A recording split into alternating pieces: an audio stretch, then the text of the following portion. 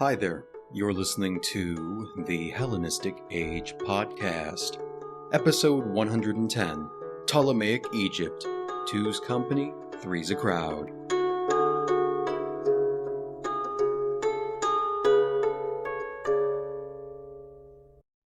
As the Seleucid army departed from Alexandria on the orders of the Roman Republic in July of 168, the royal trio of Ptolemy VI Philometor, Cleopatra II, and Ptolemy VIII must have breathed a collective sigh of relief. What started out as a poorly thought-out mission to reclaim Coile Syria nearly resulted in the conquest of Egypt by Antiochus IV. Though a decree of the Senate demanded that the Seleucid king abandon his mission and return to Syria, there were many problems left behind in the aftermath. Epiphanes' crushing victories over the Ptolemaic army showed a weakness of the kingdom, while many of the Egyptian temples had been plundered and their treasures carried off to Antioch. The humiliation of being holed up in Alexandria while the countryside was being raided did little to validate Ptolemaic authority, and the royal family itself was afflicted by fractious infighting, as the two brothers briefly engaged in a civil war during the midst of the larger conflict with Antiochus. Now they were left to pick up the pieces, but the question lingered. Was Egypt big enough for two kings, or would bitter competition triumph over dynastic harmony? The structure of the ruling triad was certainly a challenge to overcome. While the practice of co-rulers was something implemented with considerable success in the Seleucid Empire, it was traditionally shared between father and son, not among siblings. Ptolemy VI was the eldest brother and married to Cleopatra II, but Ptolemy VIII did not have a personality that allowed his prestige to be diminished in any capacity. Coins minted in Alexandria during this time reflect the unusual arrangement.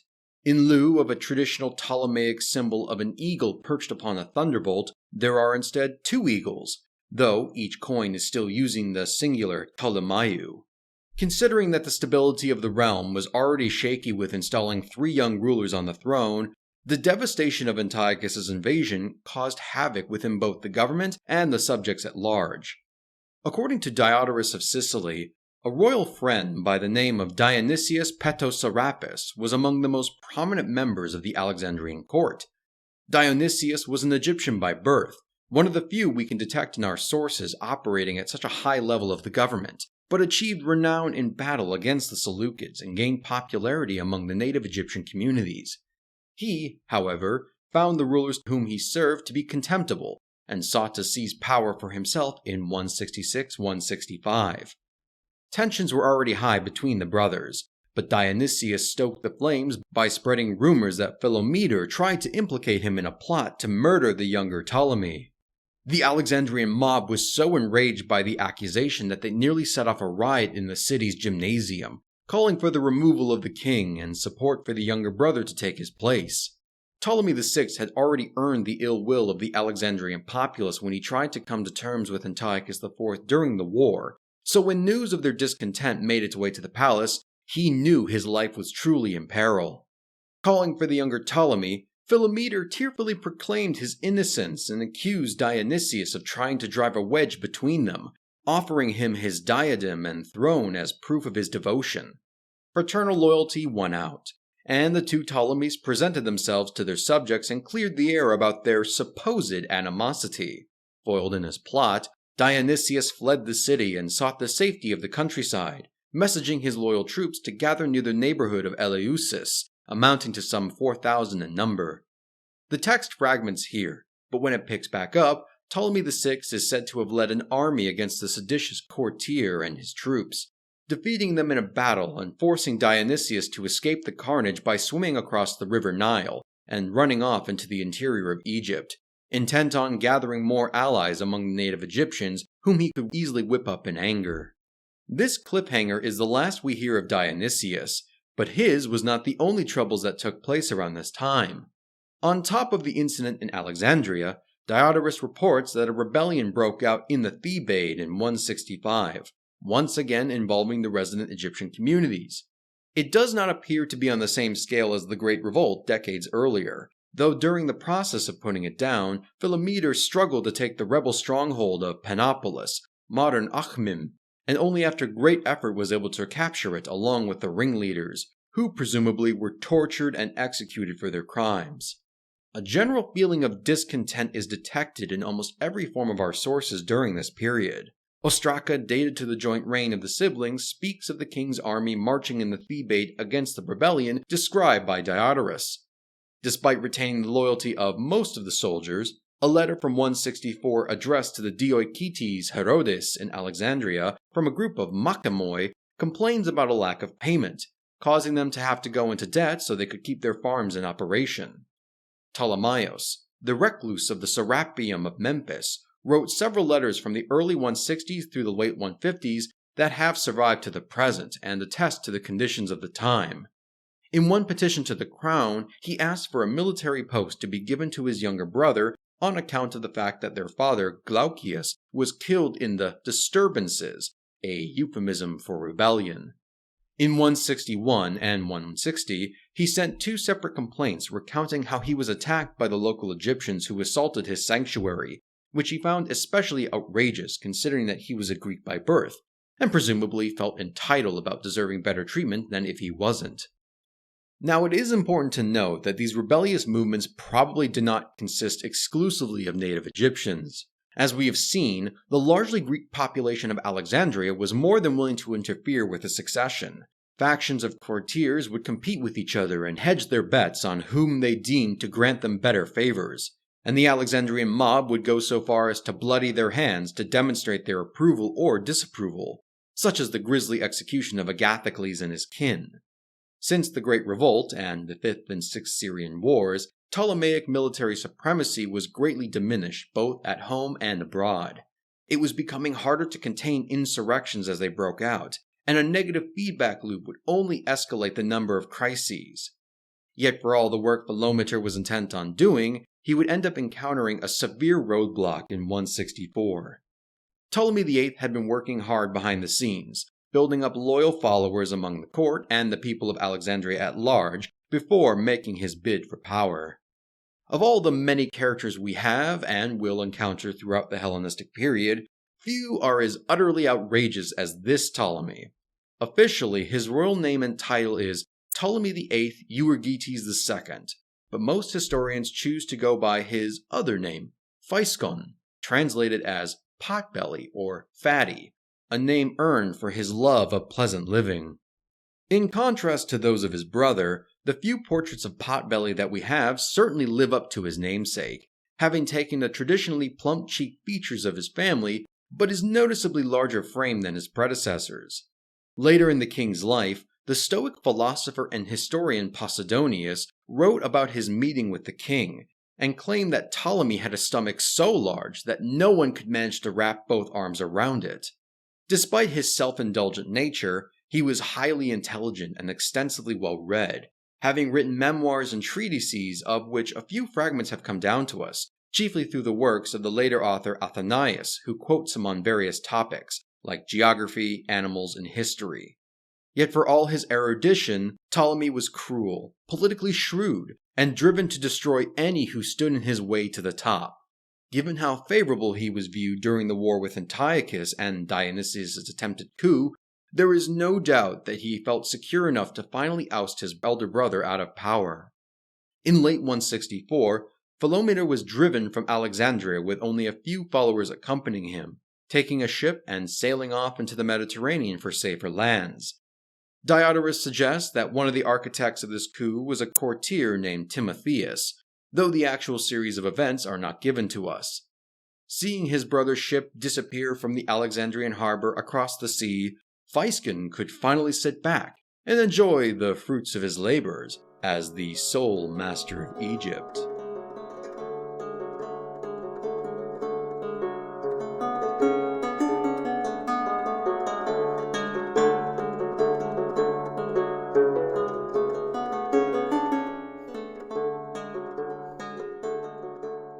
At the end of 164, things weren't looking so great for Ptolemy VI. With what was once his kingdom now hostile to his very presence, he would have to decide where to seek shelter to try and recover from such a massive blow to his status. The question was, where to go? Syria was out of the question. Given the mutual enmity between the families, it would only cement the Alexandrian support of Potbelly should he decide to winter in Antioch under the protection of the Seleucids. Macedonia was no longer safe for kings now that the Antiquitian monarchy had been abolished. Yet there was one power that remained friendly to the Ptolemies, and had come to Philometor's rescue a few years earlier, the Roman Republic. And so, the exiled king set course for Italy's shores. Arriving in early 163, the royal party of the ex-king Philometor made its approach to the capital of the Republic on foot, but was likely shocked by what they saw. Compared to the spectacle and scale of Alexandria, few Greeks would have been impressed by the appearance of the city of Rome. It seemed almost absurd that the same power that overcame the Carthaginians, wiped out the Antigonids, and humiliated Antiochus III would have a capital that was a shabby, overcrowded collection of wooden buildings and assorted temples that seemed to lack any sort of cohesive organization. Yet this is where the Senate made its decisions that dictated the affairs of the entire Mediterranean, and it would be they whom Ptolemy needed to court to get his throne back. Wearing little but the dress of a commoner and attended only by a few slaves and a loyal eunuch, Philometor made his way to the capital, having landed in Brundisium and followed the Appian Way. Nearly 40 kilometers from the city's walls, the small party came to the attention of another royal figure, Prince Demetrius, son of Seleucus IV, who was handed over to Rome by his father years earlier on the Senate's request.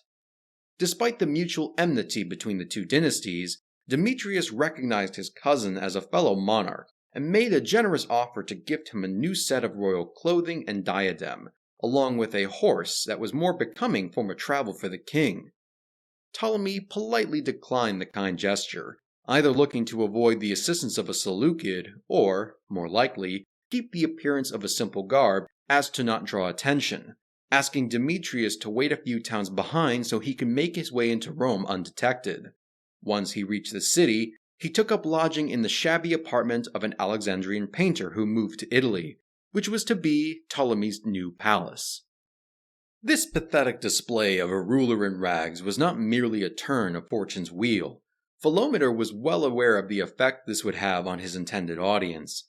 Once they learned that the former king of Egypt was already in their city and living in a one-room shack without so much as being greeted upon his arrival by a quaestor, the Senate was deeply embarrassed for not honoring protocols that demanded a foreign dignitary.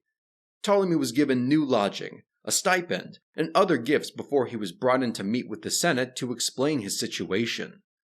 By playing on their sympathies, the king managed to earn a promise for a Roman embassy to investigate the situation at Alexandria, and try as best they can to reconcile the brothers. Sometime afterwards, Ptolemy sailed to Cyprus to conduct his business from there, where he was joined by Cleopatra and their children. Our narrative is a bit hazy in this period, but since Philometor's flight from Egypt, the citizens of Alexandria quickly came to realize that while the elder Ptolemy may have been unpopular, Phaiscon was a far crueler master, earning him yet another nickname, Kakargetes, malefactor, as a play on his epithet Euergetes, benefactor. His parasite Timotheus had apparently been running roughshod over the city, in one instance publicly torturing one of Philometor's administrators to the disgust of the observing crowd, but met his just deserts by being assassinated in turn. The citizen body sent a message to Cyprus upon learning of Philometor's presence on the island, urging him to return back home to take the throne as their king in early 163. From what we can gather, the elder Ptolemy was able to enter Alexandria unmolested and negotiated a new compromise. Ptolemy VI and Cleopatra II were to rule both Egypt and Cyprus, while Ptolemy VIII would be given control over Kyrene. Potbelly felt that he was only compelled to do so at spear point, and was unhappy with the arrangement. So, like his brother, he appealed to the Senate, traveling to Rome to argue his case in late 163. Meeting with the senators, the younger Lagid protested the circumstances of the partition, arguing that he was forced to do so under duress, and so the only way to make it remotely equitable is that he be given control of Cyprus in conjunction with Kyrene. A representative of Philometor named Manilius of Alabanda was also present to counter Phaiscon's claims, pointing out that he was allowed to retain his crown and life only on the goodwill of his older brother, considering how hated he was by the Alexandrians. After hearing both sides, the Senate debated amongst themselves about what to do next, but came to the conclusion that the division of the kingdom was indeed unfair. Assigning Titius Torquatus and Gnaeus Marula as legates to accompany the younger Ptolemy the Cyprus, they were tasked to oversee the peaceful transition of the island to Potbelly's ownership.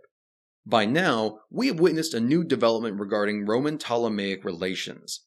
Having already intervened in the Sixth Syrian War to halt Antiochus's attack on Alexandria, both Ptolemaic kings made appeals to Rome to get involved in the succession crisis as a third-party arbitrator.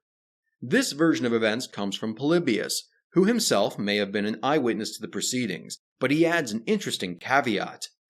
Part of the reasoning behind the Senate's decision was not necessarily due to the charisma of Phaescon, but because they believed that the Ptolemaic kingdom, even in its weakened form, would still be a threat if it was unified in the hands of a competent ruler like Ptolemy VI.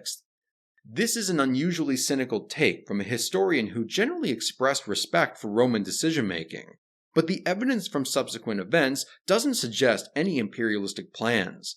In the winter of 163-162, Potbelly sailed to Greece to gather mercenaries before he established his headquarters along the Carian coastline of Rhodian Perea, intent on launching an invasion of Cyprus should his brother decide to not honor the Senate's decision.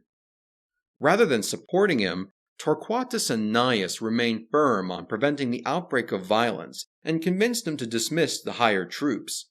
They promised to sail to Alexandria and conduct negotiations with Philometor, so Phaescon was compelled to disperse the mercenaries and sail to Crete, where he nevertheless picked up 1,000 Cretan soldiers to accompany him back to Africa, encamping at the town of Apis on the Cyrenaean-Egyptian border to wait for further instruction. For over 40 days, the Roman ambassadors were tied up in Egypt, having been led on by Ptolemy VI, who waffled between decisions in order to prolong the talks, yet was an amicable enough host to not test the patience of the legates. Potbelly was far less pleased with his brother's filibustering, but was distracted when reports of rebellion in Cyrene came to his attention. Before he headed to Rome, he appointed an Egyptian official named Ptolemy Sympathesis as strategos over the region, but this commander took up charge with an insurgency movement that was determined to throw off the Ptolemaic yoke, having already heard of the tyrannical behavior of Phaescon in Alexandria.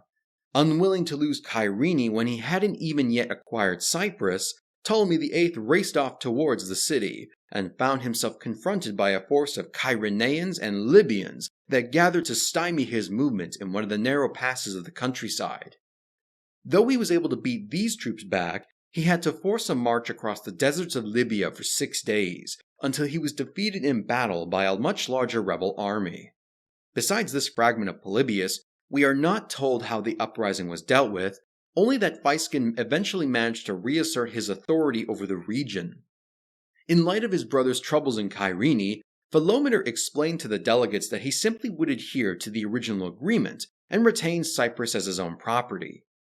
Infuriated by the news, Potbelly dismissed Torquatus and Gnaeus, the mission ending with nothing accomplished. In the winter of 162-161, another round of embassies was sent, with Phaescon assigning the brothers Commanus and Ptolemy as his representatives, while Philometor sent Menelaus to once again defend his decision. Bitter debates echoed across the Senate floor between the two parties, but the Romans reaffirmed their stance and supported Ptolemy VIII in his claim over Cyprus. Furthermore, they broke off diplomatic ties with the elder Ptolemy, and ordered that Menelaus leave Rome within 5 days. Potbelly saw this as an opportunity to continue his conquest of the island, and resumed his recruiting of mercenaries for his project. Once again, our narrative breaks off, and does not resume until late 155, early 154. Evidently, the mission to capture Cyprus ended in failure, as Ptolemy VI was still in control by this time. However, we find Ptolemy VIII making an appearance in Rome.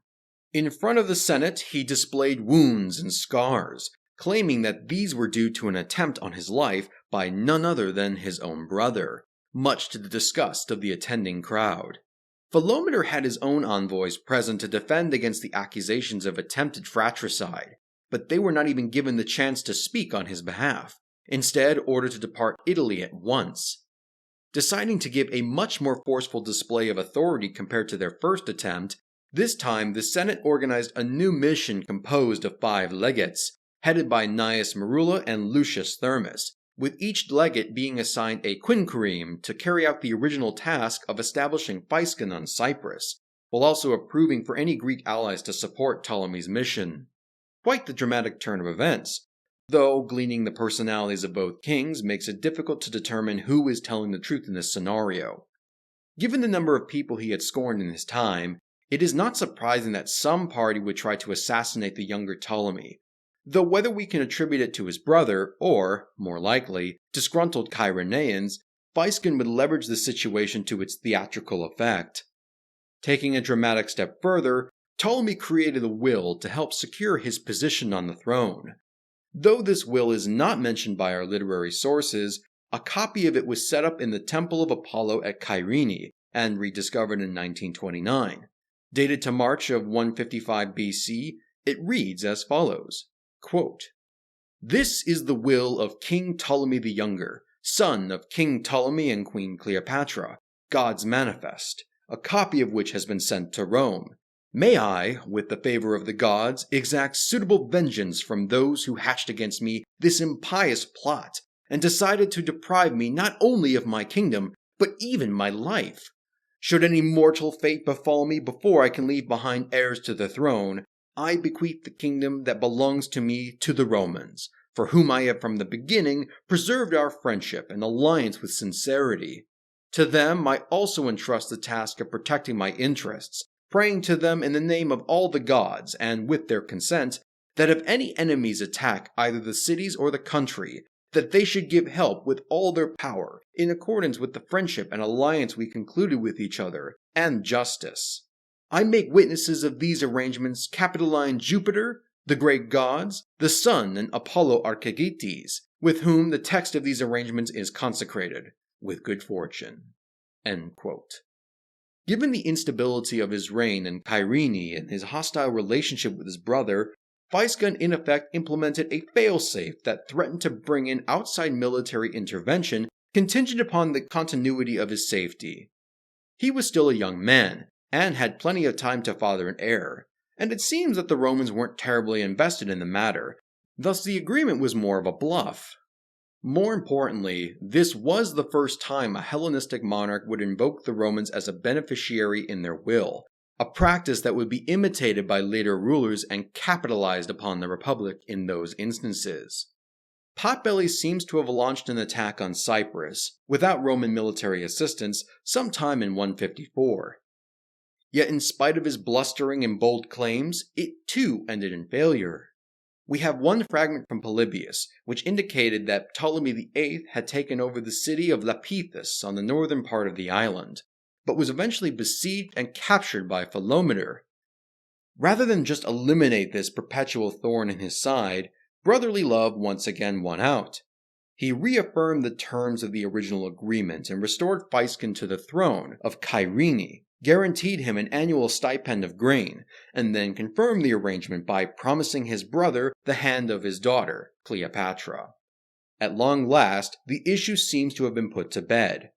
Ptolemy VIII seems to have remained content with North Africa, busying himself as a priest of Apollo and hosting luxurious banquets, for which he was endowed with his nickname Euergetes. What was the response in Rome? Fragments reveal that Cato the Elder had performed a speech criticizing one of the members of the delegation responsible for guiding Physcon back to Cyprus. In it, he praises Ptolemy VI as a best and most benevolent king. So the Senate was not necessarily angry over a unified policy failure. This was not the last time Potbelly sought to take advantage of his relationship with Rome, as he soon sought a most unorthodox bride, Cornelia Africana, daughter of Scipio Africanus and mother of the Gracchi. At the time, she was widowed, but was the most influential woman in Rome, a good candidate for someone looking to maintain his connections with the aristocracy.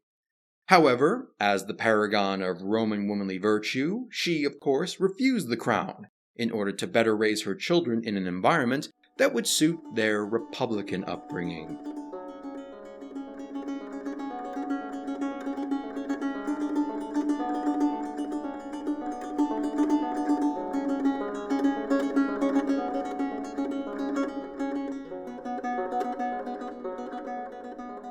Having covered the dysfunctional relationship of the kings, let us turn to some of the policies and practices of Ptolemy VI in particular, as there are many changes that take place during his reign. Throughout the early years, he was unpopular and his position unstable, but after his return in 163, he would occupy the throne of Egypt, more or less uncontested, for the next 2 decades. Part of this security was derived from royal propaganda. When looking at the portraits of Philometor, his are rather unique since he appears to deviate from the standard format used by his predecessors, oversized eyes, full cheeks, and opted for something that blends both the styles of the Ptolemaic model and that of the Seleucids. This might be an influence of his Seleucid-born mother Cleopatra. Some of the most spectacular examples are 2 engraved gold rings in the Louvre, each carrying a portrait of Philometor. One shows him as the archetypal model of a Hellenistic king, with diadem and tunic, but the other has Ptolemy in the traditional costume of the Egyptian pharaoh, complete with the double-crowned pschent, with the diadem tied underneath. In a similar vein, a number of surviving portraits of Cleopatra II depict her in the form of Isis, with the curled wigs that were associated with the goddess. Of Cleopatra herself, we know very little about her during the majority of her life. As she was married to her brother, she would provide him with multiple children in quick succession as befitting her role. A son named Ptolemy on 166, a daughter named Cleopatra in 164, another Cleopatra in roughly 160, and a final son named Ptolemy, born before 152. From what we can tell, she worked together with Philometor in ruling function, but she may have cultivated several relationships within the Alexandrian court. As evidenced from her later life, she was rather popular. Among those relationships, the historian Josephus reports a curious episode that took place in the late 160s. Onias IV, son of the deposed high priest Onias III, who was driven out of Jerusalem and later murdered near Antioch, had come to Egypt with a band of followers, likely fleeing the growing instability from the persecutions of Antiochus Epiphanes and the outbreak of the Maccabean revolt. Onias petitioned Ptolemy and Cleopatra to allow him to build a new temple in lieu of the desecrated one in Jerusalem. His request was granted, and they were directed to build their new temple in the city of Leontopolis, atop the remains of a ruined sanctuary of Bastet. Evidently, the royal couple had taken a vested interest in maintaining good relations with the Jews, which they are remembered fondly for in the later sources, as Ptolemy would also later recruit Onias and other prominent Jewish figures into his administration years afterwards. Given the situation unfolding in Judea under the Seleucids, it is quite possible that he had looked to find some valuable allies who would have strong connections in Coeli Syria. There may be another facet to Ptolemy's generosity towards the exiled Jews. Not only were they allowed to build a new temple, but they were established as a militarized body known as the Politeuma, an institution only found in the Ptolemaic kingdom. Since the Fifth Syrian War, the overseas territories of the Ptolemies had been drastically reduced, leaving only Egypt, Cyprus, and Cyrene. Prior to that, they had recruited from communities all over the Mediterranean world, settling many as clerics, which would give them farmland as a source of income, and could act as reservists to be called up during campaigns. This practice would continue well into the 2nd century, but it is during the reign of Ptolemy VI onwards that the Politeuma is attested to as a supplementary answer to the growing issues within the country. Unlike the clerics who dwelled in the countryside, each Politeuma would be established on ethnic lines, be they Jews, Greeks, or Thracians, and primarily concentrated in urban settlements, often coinciding with strategically valuable locations or fortresses. As we have witnessed, internal rebellions were becoming increasingly common, so having a larger body of active manpower that could be rapidly deployed to confront those threats made them helpful. It would also form a system of defense should another Seleucid invasion occur. To incentivize immigrants to continue flocking to Egypt, the Politeumata were granted a certain degree of self-autonomy, and would allow for members of this community to network within the Ptolemaic military and administration, thus providing an avenue for social mobilization. With the creation of the politeumata, we also see this reflected in another phenomenon, city founding. While not as extensive as their Seleucid counterparts, the Ptolemies did engage in the establishment of polis, but this hadn't been done in any meaningful way for almost a century. Yet we see the creation of new settlements bearing dynastic names during Philometor's reign, namely the cities of Philometorus and Cleopatra, established in the Tria Kontaskoinos in what was Lower Nubia between the first and second cataracts of the Nile River. This was organized by a high-ranking court official named Boethos, a man who held considerable sway within the Ptolemaic government throughout the mid-2nd century, eventually being appointed the strategos of the Thebaid. Inscriptions dating between 152 and 149 reveal that he was considered the founder of Philometorus and Cleopatra, and much later the city of Euergetus, rather than any of the monarchs individually. Why he was given such a responsibility is unclear, but it likely has something to do with the reorganization of Ptolemaic territories in Nubia, which took place under Ptolemy VI, as either a novel initiative or a continuation of his father's policies. This is confirmed by an inscription at the Temple of Isis in Philae, found within the region, recording how Ptolemy and Cleopatra affirmed their priests as being exempt from taxation in 157. In fact, it is during the reign of Philometor and Cleopatra that the Temple of Isis, a project started all the way back during the time of Ptolemy II, was fully finished. A wave of building programs was undertaken by the royal couple on an impressive scale, not matched by any other Ptolemaic ruler. Along with Philae, the other great temple project begun can be found in the modern city of Komombo, about 50 kilometers north of the Aswan. Here a dual temple was founded, one part dedicated to the crocodile-headed god Sobek, and the other to Horus.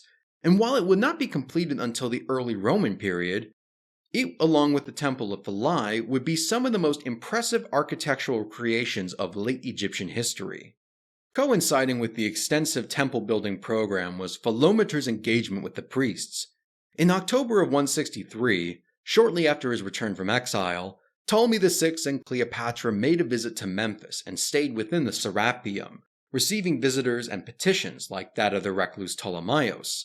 In 161, the king hosted a synod of the priests, presumably to formally gain their support in return for further tax exemptions. Given how unstable his authority was during the 160s, the generosity of Philometor to the temples and priesthoods of Egypt can be explained as a way to further earn support from his communities. All in all, the reforms of Philometor managed to secure the realm after a tumultuous beginning to his reign.